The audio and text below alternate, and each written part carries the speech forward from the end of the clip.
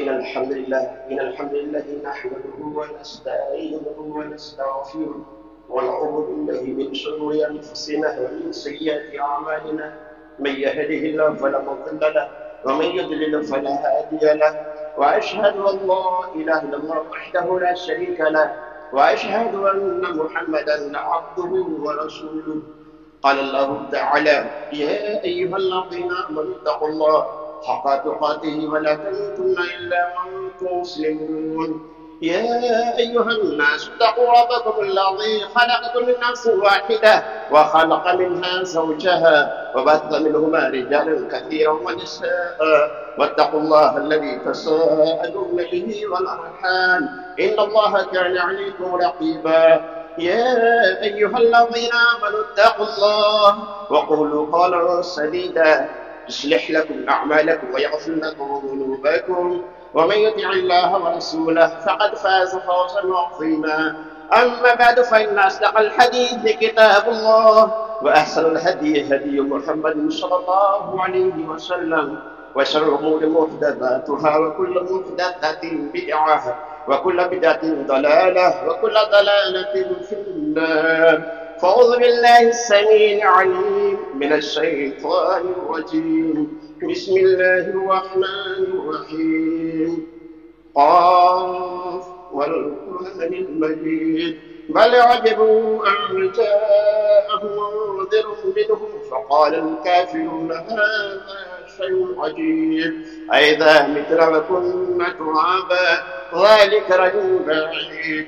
قد علمنا ما تنقص الأرض منه وعندنا كتاب حفيظ بل كذبوا بالحق لما جاءهم فهم في أمر مريج. أفلم ينظروا إلى السماء فوقهم كيف بنيناها وزيناها ما لها من فروج والأرض مددناها وألقينا فيها رواسي وأنبتنا فيها من كل زوج بهيج. وعن عبد الله بن عباس رضي الله عنهما قال: قال رسول الله صلى الله عليه وسلم: اغسلوا بماء وسدر وكفنوه في ثوبين. گرامی قدر معزز و مکرم حاضرین جمعہ، اسلامی بھائیوں، نوجوان ساتھیوں، اللہ تعالیٰ کی توفیق اور اس کے فضل و کرم سے آج کے خطبہ جمعہ میں جس عنوان کی مناسبت سے چند گزارشات آپ جیسے منور روشن چہرے والے بھائیوں کے سامنے کتاب و سنت کی روشنی میں پیش کرنا چاہتا ہوں، وہ عنوان ہے غسل میت کا طریقہ۔ اسی مناسبت سے میں نے صحیح بخاری کتاب الجنائز کی ایک چھوٹی سی حدیث جس کے راوی مشہور صاحب رسول مفسر قرآن عبداللہ بن عباس رضی اللہ عنہما ہیں پیش کی ہے۔ اس حدیث میں جو صحیح بخاری کے حوالے سے پیش کی گئی ہے، غسل میت اور تکفین میت کے وجوب کا ذکر ہے۔ جس طرح سے میت کو غسل دینا، میت کی تکفین کرنا واجب ہے، اسی طرح میت کی تدفین کرنا بھی واجب ہے۔ تدفین کا مطلب ہے میت کو دفنانا، میت کو قبر میں چھپانا۔ اور سب سے پہلے کس کی میت کو قبر میں چھپائی گئی کیا آپ جانتے ہیں؟ اچھا، ہم اور آپ میت کو قبر میں چھپاتے ہیں، گڈھا کھود کے ڈالتے ہیں، تو یہ طریقہ انسان کو کس نے بتایا؟ یہ طریقہ انسان کو کوی نے بتایا۔ سب سے پہلا انسان جس کی تدفین عمل میں آئی وہ ہے آدم علیہ السلام کا بیٹا حابل ہے، جس کو قابل نے قتل کیا۔ کیوں قتل کیا؟ بات دوسرے رخ چلی جائے گی۔ تو قابل نے جو اپنے بھائی حابل کو قتل کیا تو اسے سمجھ میں نہیں آ رہا تھا کہ ہم اس کی لاش کو کیا کریں، وہ پریشان تھا، تو اللہ نے کوے کو بھیجا۔ پر یہ سورہ مائدہ سورہ نمبر 5 کی آیت نمبر 31 میں اللہ نے فرمایا: فَبَعَثَ اللَّهُ غُرَابًا يَبْحَثُ فِي الْأَرْضِ لِيُرِيَهُ كَيْفَ يُوَارِي سَوْءَةَ أَخِيهِ۔ اللہ نے کوے کو بھیجا، فَبَعَثَ اللَّهُ غُرَابًا يَبْحَثُ فِي الْأَرْضِ، جو زمین کرید رہا تھا، لِيُرِيَهُ كَيْفَ يُوَارِي سَوْءَةَ أَخِيهِ، تاکہ وہ کوہ دکھائے کس کو؟ قابل کو، کہ وہ اپنے بھائی حابل کی لاش کو کس طرح چھپائے۔ اللہ اکبر! جب قابل نے دیکھا کہ ایک معمولی اللہ کی مخلوق کوہ گڈھا کھود کر اپنے بھائی کو چھپاتا ہے، تو یہ دیکھ کر اس نے بھی گڈھا کھودا اور اپنے بھائی کو गड्ढा खोद के छुपा दिया। तो तदफीन का तरीका इंसान को कव्वे ने सिखाया। तो तदफीन का मतलब है मैयत को छुपाना, और तकफीन का मतलब है मैयत को कफन पहनाना, और गुस्ल मैयत का मतलब है आप जानते हैं मैयत को नहलाना। हर मर्द औरत को चाहिए कि वो गुस्ल मैयत का तरीका सीखें, सुने, जाने, और खुराफात सुनी सुनाई देखा देखी बातों से बचते हुए गुस्ल मैयत का जो मसनून तरीका अहादीस सहीहा से साबित है उसी को मनहूस रखकर मैयत को गुस्ल दे। बात जगह वल्लाह ऐसी है जहां मैयत की तकफीन में महज इसलिए ताखिर हो जाती है कि मैयत को गुस्ल देने वाले लोग नहीं मिलते। हाँ, नहीं मिलते, दूर दूर से किराए पर पैसा देकर मैयत को गुस्ल देने वाले को बुलाया जाता है, और वो आते हैं और मैयत को गुस्ल देते हैं। इसलिए आज के खुतबा जुमा मैंने मुनासिब समझा कि नहायत इख्तिसार के साथ गुस्ल मैयत का तरीका आपके सामने पेश कर दिया है, लिहाजा आप गौर से सुने। और जब कभी आपके वालिद, आपके चचा या रिश्तेदार में किसी की वफात हो जाए तो आप उसको अपने हाथ से गुस्ल दे सके। और मसरूर भी यही है कि मैयत का करीबी रिश्तेदार मैयत को अपने हाथ से गुस्ल दे। आपने तारीख की किताबों को पढ़ा होगा तो आपको मालूम हुआ कि नबी सल्लल्लाहु अलैहि वसल्लम की जब वफात हुई थी ना, तो आपका करीबी रिश्तेदार है अब्बास बिन अब्दुल मुत्तलिब, जो सगे चचा हैं, उन्होंने गुस्ल दिया। आपके चचा जाद भाई और दामाद अली इब्न तालिब और अब्दुल्ला अब्बास बिन अब्दुल मुत्तलिब के दो लड़के फजल और कुसम ने आपको गुस्ल दिया। आपके गुलाम उसामा बिन ज़ैद बिन हारिसा ने आपको गुस्ल दिया। तो मसमून यह है कि मैयत के करीबी रिश्तेदार मैयत को गुस्ल दे। कितने अफसोस की बात है कि जिस वालिद ने आपको पाला, पोसा, जवान किया, जो अल्लाह के बाद सबसे बड़ा मुहसिन है, जो दुनिया में लाने का आपको जरिया आसान है, उनकी वफात के बाद आप अपने हाथ से उनको गुस्ल देने से महरूम रह जाए और दूसरों को खुशामद करें, भैया मेरे वालिद मुहतरम की वफात हो गई है, थोड़ा गुस्ल दे दो। तो ये बहुत अफसोस की बात है। इसलिए आज ये इरादा कीजिए, अभी फौरन ये इरादा कीजिए कि आज हमें मस्जिद से गुस्ल मैयत का तरीका सीख कर जाना है, और हमारे रिश्तेदार में किसी की वफात होगी तो उसको हम अपने हाथ से गुस्ल देंगे। इरादा करते हैं ना? हाँ, इंशाअल्लाह इरादा कीजिए, तब सुनिए। तो क्योंकि इरादा करने के बाद कोई भी काम, हाँ, वो कितना ही ज्यादा डिफिकल्ट, मुश्किल तो ना हो, नहायत सहल और आसान हो जाता। और गुस्ल मैयत का तरीका कोई मुश्किल नहीं, वल्लाह हमने मुश्किल बनाया। हम समझते हैं मुश्किल, बहुत मुश्किल काम है गुस्ल मैयत को गुस्ल देना। नहीं, नहायत सहल और आसान है। और ये भी कहने दिया जाए, अक्सर लोग गुस्ल मैयत के तरीका से नावाकिफ हैं, बहुत कम ही लोग हैं जो वाकिफ हैं। जो गुस्ल मैयत का तरीका जानते हैं, ऐसा मौका आता है तो वो भी भाव खिलाते हैं, बहाना करते हैं, मुझे फला काम है, मुझे फला जगह जाना है, मुझे ड्यूटी पर जाना है, इसलिए वो मैयत को गुस्ल नहीं देते। और पास लोग इसलिए गुस्ल देने से इज्तिनाब करते हैं कि ऐसा ना हो कि मैयत ख्वाब में आ जाए, अस्तगफिरुल्लाह अस्तगफिरुल्लाह। ऐसा क्यों होता है? इसलिए कि अल्लाह के हबीब सल्लल्लाहु अलैहि वसल्लम ने लोगों को इसके तरफ राग़िब करने के लिए गुस्ल मैयत का जो सवाब बताया है उससे हमारा वाकिफ है। इसलिए सबसे पहले गुस्ल मैयत का सवाब सुने, गुस्ल मैयत का सवाब सुने कि अगर आप मैयत को गुस्ल देते हैं तो अल्लाह ने आपके लिए इनाम रखा है।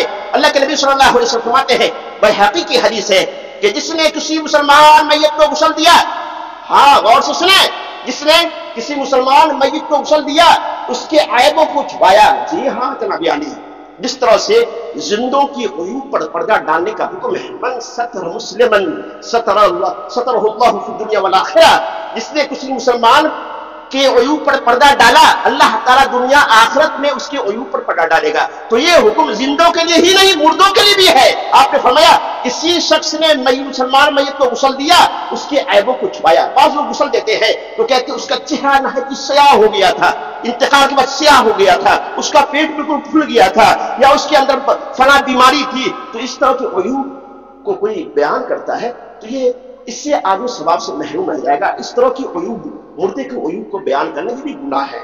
जिस तरह से जिंदे के उयूब को बयान करने की ममानियत आई है, उसी तरह मुर्दे की उयूब को ही बयान करने से मना किया गया है। मुर्दा कितना ही ज्यादा गुनाहगार खताकार क्यों ना हो, ये नहीं कहा जाएगा ये शराबी था, ये गुनाहगार था, ये सूदखोर था, इसलिए इसका चेहरा मस्ख हो गया, इसीलिए इसका चेहरा सियाह हो गया। नहीं, इस तरह की बात कहने की ममानियत आई है, वो जाने अल्लाह जाने। इसलिए आप फरमाते हैं जिसने किसी मुसलमान मैयत को गुस्ल दिया, उसके ऐबों को छुपाया, तो अल्लाह ताला اللہ تعالیٰ اسے 40 مرتبہ، کتنے مرتبہ؟ 40 مرتبہ معاف فرماتا ہے. اس لیے ثواب سمجھ کے میت کو غسل دیں. غسل دو طرح کا ہوتا ہے، ایک ہے عام غسل اور ایک ہے فرض غسل، واجب غسل. عام غسل یہ وہ غسل ہے جو آپ پر غسل کرنا واجب نہیں ہے. آپ بے غسل کی بھی نماز پڑھ سکتے ہیں، قرآن کی تلاوت کر سکتے ہیں، پھر بھی نشاط حاصل کرنے کے لیے آپ غسل کرتے ہیں، تو یہ عام غسل ہے. ایک ہے فرض غسل، یہ وہ غسل ہے جو آدمی پر واجب ہو جاتا ہے، ضروری ہو جاتا ہے. اور غسل کو واجب کر دینے والی اشیاء ہمیں وقت پر اپنا بیان ختم کرنا ہے. اسے نہایت اختصار کے ساتھ ہم عنوان کی مناسبت سے باتیں آپ کی خدمت میں پیش کر رہے ہیں. بس آپ بغور سنیں اور کوئی بات سمجھ میں نہ آئے تو اس کو بعد میں پوچھیں، پوچھنے میں شرم و عار محسوس نہ کریں، کیونکہ یہ بہت اہم بات ہے. تو جس نے کسی آپ تو میت کو تو 5 وضو غسل کو واجب کر دینے والی اشیاء کتنے ہیں؟ بولو 5. نمبر 1 بیوی سے ہم بستری کرنا. نمبر 2 احتلام کا ہونا. نمبر 3 حیض اور نفاس کا ختم ہونا. جی ہاں. نمبر 4 اسلام قبول کرنا. نمبر 5 موت آنا، جس کا عنوان سے تعلق ہے. موت آنے سے غسل بولو واجب ہو جاتا ہے. دلیل صحیح بخاری کی یہ حدیث ہے جس کے راوی ابھی آپ نے سنا عبداللہ بن عباس ہے. آپ فرماتے ہیں اغسلوہ بماء وسدر وکفنوہ فی ثوبین. فی ثوبین آپ نے کیوں فرمایا بعد میں بتائے گی. آپ نے فرمایا اس کو پانی اور بیری کے پتوں کے ساتھ غسل دو اور اس کو اسی کے 2 کپڑوں میں کفن دو. 2 کپڑوں کا ذکر آپ نے اس لیے کیا کہ یہ صحابی جس کا تذکرہ آپ فرماتے ہیں یہ حجۃ الوداع کے موقع سے نبی ذوالحجہ کو عرفات میں اپنی سواری پہ گر کے فوت ہو گئے تھے، انتقال ہو گئے تھے، اور یہ احرام کا کپڑا پہنے ہوئے تھے. آپ جانتے ہیں نا احرام کے 2 کپڑے ہوتے ہیں، تہبند اور چادر. تو اگر کوئی آدمی حج عمرہ کے درمیان انتقال کر جائے تو اس کو انہی کپڑوں میں کفن دینا ہے. تو اس لیے آپ نے فرمایا اس کو پانی اور بیری کے پتوں کے ساتھ غسل دو اور اس کو اسی کے 2 کپڑوں میں کفن دو جس میں اس کی وفات ہو، یعنی احرام کے 2 کپڑے. اس کے سر کو مت ڈھانپو، اسے خوشبو مت لگاؤ، کیونکہ یہ اس حال میں اٹھے گا اللہ اکبر کہ وہ تلبیہ پڑھ رہا ہوگا، اللہ لبیک اللہم لبیک لبیک لا شریک لک لبیک ان الحمد والنعمت لک والملک لا شریک لک. تو معلوم ہوا میت کو غسل دینا یہ واجب ہے. جب ہم میت کو غسل دینے کا ارادہ کریں تو سب سے پہلے کیا کرنا ہے؟ بولو ہاں، جو کپڑا وہ پہن رکھا ہے جس میں اس کی وفات ہوئی اس کو نکال دیں. اگر ازار ہے، پاجامہ ہے، لنگی ہے تو بآسانی نکالا جا سکتا ہے، لیکن کرتا ہے تو اس کو کینچی سے کاٹے، نکال دیں. نکالنے کے بعد کوئی کپڑا ڈالے، لیکن کپڑا اتنا باریک نہ ہو کہ جب وہ گیلا ہو جائے اس کا شکل نمایاں ہو جائے. اس کے بعد کیا کرنا ہے؟ اس کے پیٹ کو غسل دیتے وقت 3 4 5 6 آدمی کا رہنا بہتر ہے، کیونکہ جیسا کہ ابھی آپ نے سنا نبی صلی اللہ علیہ وسلم کی وفات ہو گئی تھی تو تقریباً 5 یا 6 آدمیوں نے غسل دیا، کیونکہ کبھی میت کو کروٹ بدلنا پڑتا ہے، کبھی سر کی طرف سے اٹھانا پڑتا ہے.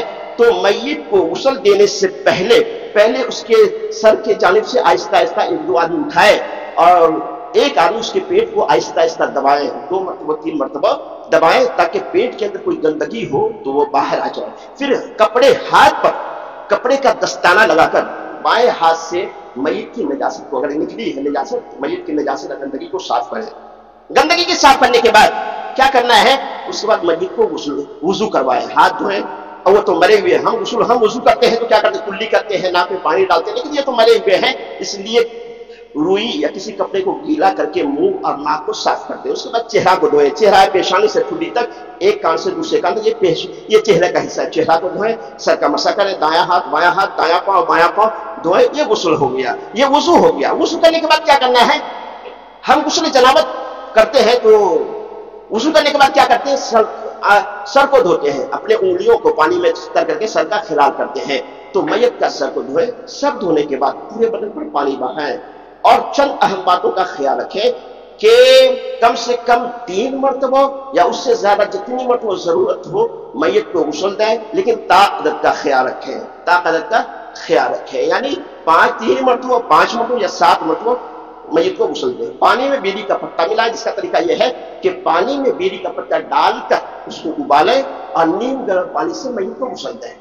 آخری مرتبہ جب میت کو غسل دینا ہو تو کافور ملا ہے، وجعلنا فی الآخرۃ کافورا. آپ نے فرمایا، دلیل میں بعد میں بتا رہا ہوں، آپ نے فرمایا کہ آخر مرتبہ उम्मे अतिया रज़ी अल्लाह अन्हा से आपने फरमाया कि आखिरी मरतबे में काफूर मिलाओ, तो आपने मैयत को 4 मरतबा गुस्ल दिया। आपको मालूम है कि 5वां गुस्ल आखिरी गुस्ल है, या 2 मरतबा गुस्ल दिया, आप जानते हैं कि तीसरा गुस्ल आखिरी गुस्ल है, तो काफूर मिलाए। इमाम शौकानी कहते हैं काफूर मिलाने की हिकमत यह है कि मैयत खुशबूदार हो जाती है, क्योंकि उस वक्त फरिश्ते भी आते हैं या कोई मूज़ी जानवर मैयत के करीब नहीं आते, तो काफूर मिलाए।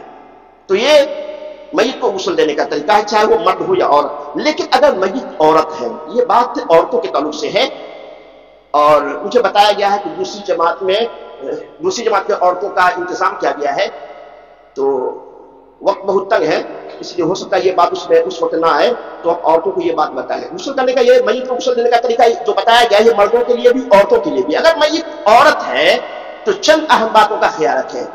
पहली बात यह कि गुस्ल देने से पहले उसकी बाल की चूटी बंधी हो तो उसको खोल दें, फिर उसकी बाल को अच्छी तरीके से धोएं। धोने के बाद उसके बालों की कंघी करें। आप कहेंगे इसकी दलील क्या है? अब तक तो मैंने किसी औरत को, किसी मरने वाली औरत को गुस्ल के बाद कंघी करते हुए नहीं देखा है। तो देखिए, कोई बात देखा देखी या सुनी सुनाई की बुनियाद पर करना या कहना यह गलत है। इसकी दलील नबी सल्लल्लाहु अलैहि वसल्लम की हदीस है, और वो हदीस है जिसमें उम्मे अतिया रज़ियल्लाहु अन्हा ने नबी सल्लल्लाहु अलैहि वसल्लम की बेटी उम्मे ज़ैनब रज़ियल्लाहु अन्हा के गुस्ल की तफसील बयान की है, जो सही बुखारी, सही मुस्लिम और अहादीस की दीगर किताबें मौजूद है। तो उसके बालों की कंघी करें।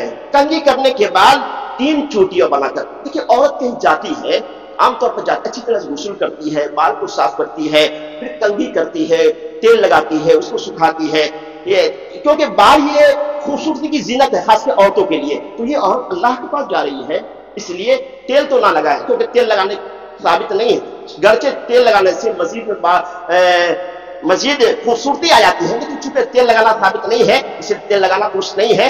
तो उसके बालों को खोले, कंघी करें, और कंघी करने के बाद 3 चूटियां बनाकर पीछे डाल दें। तो इन सारी बातों की दलील सही बुखारी, सही मुस्लिम की वो हदीस है जिसके राविया उम्मे अतिया रज़ियल्लाहु अन्हा है। हाँ, एक अहम बात याद रखें, मैयत अगर औरत है तो औरत ही गुस्ल देंगे, मैयत अगर मर्द है तो मर्द ही गुस्ल देंगे। जिस तरह से जिंदों की शर्मगाह को देखना हराम है, गुनाह है, उसी तरह मुर्दों के शर्मगाह को देखना भी हराम है।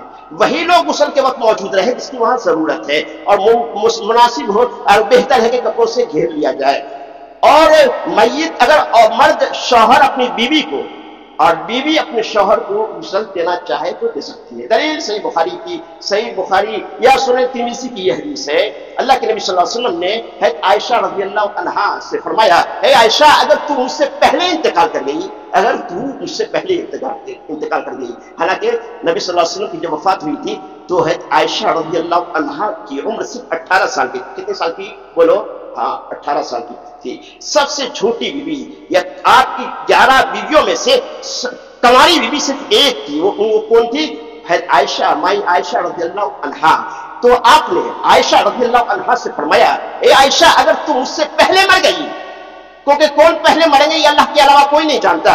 तो लोग कहते हैं कि अल्लाह के नबी सल्लल्लाहु अलैहि वसल्लम आलिमुल गैब है, ये हदीस बताती है, इस बात की रद्द करती है। आपने फरमाया क्या फरमाया? ए आयशा, अगर तुम मुझसे पहले मर गई तो मैं तुझे गुस्ल दूंगा, मैं तुझे कफन पहनाऊंगा और नमाज जनाजा पढ़ के दफन कर दूंगा। लेकिन पहले किसकी वफात हुई बोलो? हाँ, नबी सल्लल्लाहु अलैहि वसल्लम की। तो आपने फरमाया, अगर तू मुझसे पहले इंतकाल कर गई, मैं तुझे गुस्ल दूंगा, मैं तुझे कफन पहनाऊंगा और नमाज जनाजा पढ़ के बोलो दफन कर दूंगा। बाज अहबाब, अल्लाह उन्हें जज़ाए खैर अता फरमाए, कहते हैं इंतकाल के बाद मियां बीवी का रिश्ता टूट जाता है। मर्द अपने बीवी को ना तो देख सकता है ना छू सकता है। क्या? इसलिए कि मौत मिसले तलाक है। अस्तगफिरुल्लाह, अस्तगफिरुल्लाह, ला हौल वला कुव्वता इल्ला बिल्लाह। उल्टी समझ किसी को भी ऐसी खुदा न दे, उल्टी समझ किसी को भी ऐसी खुदा न दे आदमी को मौत पर ये अदा न दे। अल्लाह के नबी सल्लल्लाहु अलैहि वसल्लम की सही और वाज़ेह हदीस है, और इसके बाद कई दलाइल हैं जो पेश किए जा रहे हैं कि आपने फरमाया, है आयशा, मैं तुझे गुस्ल दूंगा, मैं तुझे कफनाऊंगा, नमाज जनाजा पढ़ूंगा। और गुस्ल देते वक्त इंसान एक दूसरे को देखता है। तो अल्लाह के नबी सल्लल्लाहु अलैहि वसल्लम की ये वाज़ेह हदीस है, उसके बावजूद कहा जाता है कि मौत मिसले तलाक है। जिस तरह से तलाक से मियां बीवी का रिश्ता टूट जाता है और शौहर अपने बीवी को ना देख सकता है ना छू सकता है, अस्तगफिरुल्लाह, उसी तरह बीवी के इंतकाल के बाद शौहर ना तो बीवी को देख सकता है نہ چھو سکتا ہے. لہذا کسی عورت کا انتقال ہوتا ہے تو محلے کے سارے لوگ آ کر عورت کا دیدار کرتے ہیں, دیکھتے ہیں, لیکن جو اس کا جیون ساتھی تھا, جو اس کا شوہر تھا, اسے دور رکھا جاتا ہے. اسی طرح اگر شوہر کا انتقال ہو جاتا ہے تو سب سے زیادہ غم یا غموں کا پہاڑ کس کے اوپر ٹوٹتا ہے؟ وہ لوگ اس عورت پر جو بیوہ بنی ہے. لیکن شوہر کا ایک انتقال ہوتا ہے تو اس کی بیوی کو بھی دیکھنے نہیں دیا جاتا ہے. کہا جاتا ہے یہ عورت تمہارے لیے اجنبی ہوگی. گویا دین کو لوگوں نے چوچو کا مربع بنا دیا ہے. پوچھا جائے اللہ کے بندے اس کی دلیل کیا ہے؟ تم کہتے ہو کہ شوہر انتقال کر جائے تو اس کی بیوی نہ دیکھ سکتی ہے نہ چھو سکتی ہے. اللہ کے بندے اس کی دلیل پیش کرو تو آسمان تک کے نظر آتے ہیں. دیکھیے اللہ کے نبی صلی اللہ علیہ وسلم, میاں بیوی کا رشتہ نہایت گہرا ہوتا ہے. موت سے کوئی رشتہ ٹوٹتا نہیں ہے. موت سے کوئی رشتہ ٹوٹتا نہیں ہے. جو باپ ہے وہ مرنے کے بعد بھی باپ رہے گا, جو ماں ہے وہ مرنے کے بعد بھی ماں رہے گی. ہاں جناب علی. لیکن میاں بیوی کے درمیان جو رشتہ ہوتا ہے, جو محبت ہوتی ہے, یہ محبت دائمی محبت ہوتی ہے, حقیقی محبت نہیں ہوتی ہے.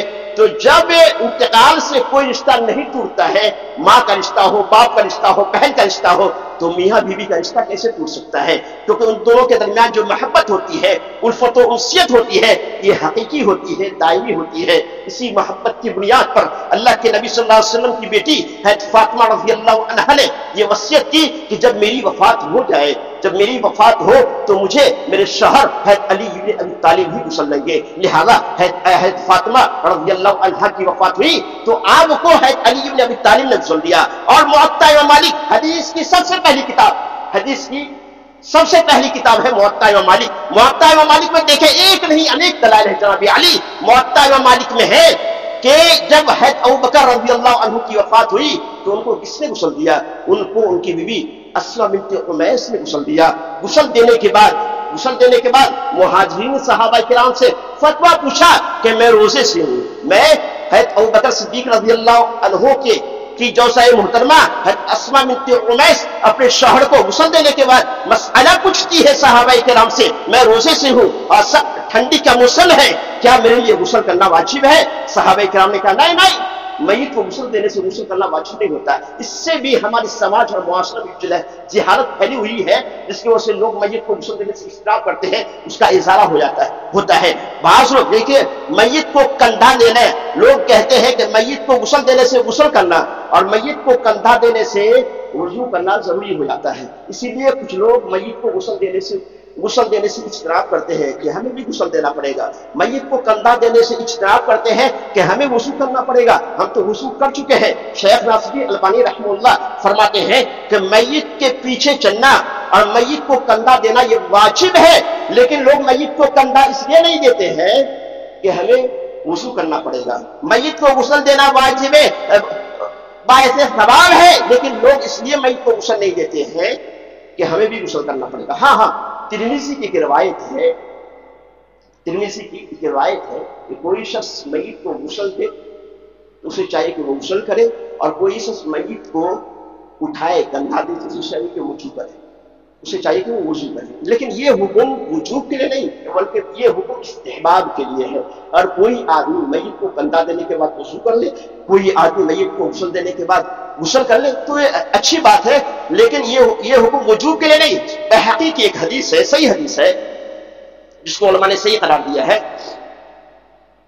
عبداللہ بن عباس کہتے ہیں کہ جب تم میں سے کوئی شخص میت کو غسل دے تو اس کے لیے غسل کرنا واجب نہیں. کیوں؟ اس لیے کہ تمہاری میت نجس نہیں, لہذا یہی کافی ہے کہ وہ ہاتھ وغیرہ دھو لے.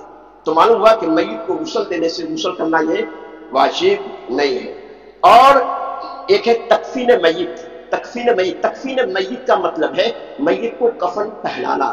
میت کو کفن پہنانا یہ واجب ہے, جیسا کہ آپ نے سنا میت کو کفن پہنانا واجب ہے. میت اگر مرد ہے تو 3 کپڑوں میں, اگر عورت ہے تو 5 کپڑوں میں کفنانا چاہیے. 3 کپڑے ہیں, تہبند, قمیص, چادر. عورت ہے تو تہبند, قمیص, چادر کے بعد اوڑھنی اور لفافہ ہے. لیکن شیخ ناصرالدین البانی فرماتے ہیں کہ میت خواہ مرد ہو یا عورت 3 ہی کپڑوں میں کفنانا واجب, بہتر اور زیادہ درست ہے. لیکن علماء کا راجح قول یہ ہے کہ میت اگر عورت ہے تو 5 اور میت مرد ہے تو 3 کفنوں میں کفنانا چاہیے، واللہ عالم بالصواب۔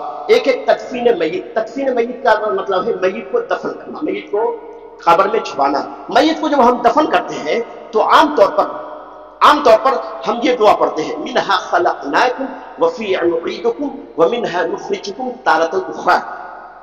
اس کی دلیل کیا ہے؟ یہ دلیل پیش کی جاتی ہے۔ دیکھیے یہ مارے گھٹنا پھوٹے سر کی بات، سر والی بات ہے۔ امامہ رضی اللہ عنہ فرماتے ہیں جب ام کلثوم بنت محمد صلی اللہ علیہ وسلم کو قبر میں اتارا گیا تو نبی صلی اللہ علیہ وسلم یہ کلمات کہے، منہا خلقناکم وفیہا نعیدکم ومنہا نخرجکم تارۃ اخری، بسم اللہ وفی سبیل اللہ وعلی ملت رسول اللہ۔ یہ حدیث سے استدلال کرتے ہوئے بعض لوگ کہتے ہیں کہ مٹی کی پہلی لفظ ڈالتے وقت منہا خلقناکم، دوسرے لفظ ڈالتے وقت وفیہا نعیدکم، اور تیسری لفظ ڈالتے وقت ومنہا نخرجکم تارۃ اخری کہنا چاہیے۔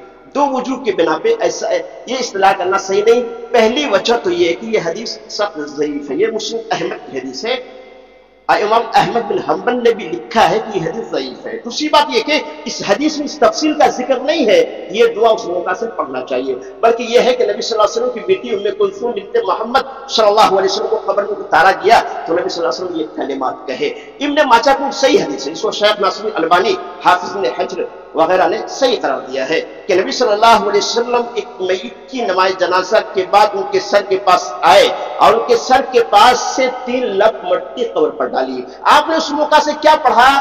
حدیث خاموش ہے۔ معلوم یہ ہوا کہ اس موقع سے یہ دعا پڑھنا، یہ آیت پڑھنا یہ صحیح نہیں ہے، بلکہ بسم اللہ کہہ کر 3 لپ مٹی قبر پر ڈالنی چاہیے۔ باری تعالیٰ سے دعا ہے کہ باری تعالیٰ ہم سب کو نیک کی توفیق عطا فرمائے، جو باتیں بتائی گئی ہے اس پر عمل کرنے کی، اس کو سیکھنے کی، اور مسلمان بھائیوں کو ثواب کی نیت سے غسل دینے کی توفیق عطا فرمائے۔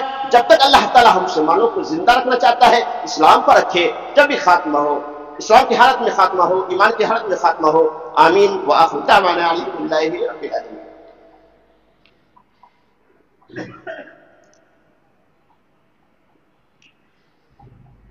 إن الحمد لله نحمده ونستعينه ونستغفره ونعوذ بالله من شرور أنفسنا ومن سيئات أعمالنا، من يهده الله فلا مضل له ومن يضلل فلا هادي له، وأشهد أن لا إله إلا الله وحده لا شريك له، وأشهد أن محمدا عبده ورسوله۔ عباد الله رحمكم الله، إن الله يأمركم بالعدل والإحسان وإيتاء ذي القربى وينهى عن الفحشاء والمنكر والبغي، إن الله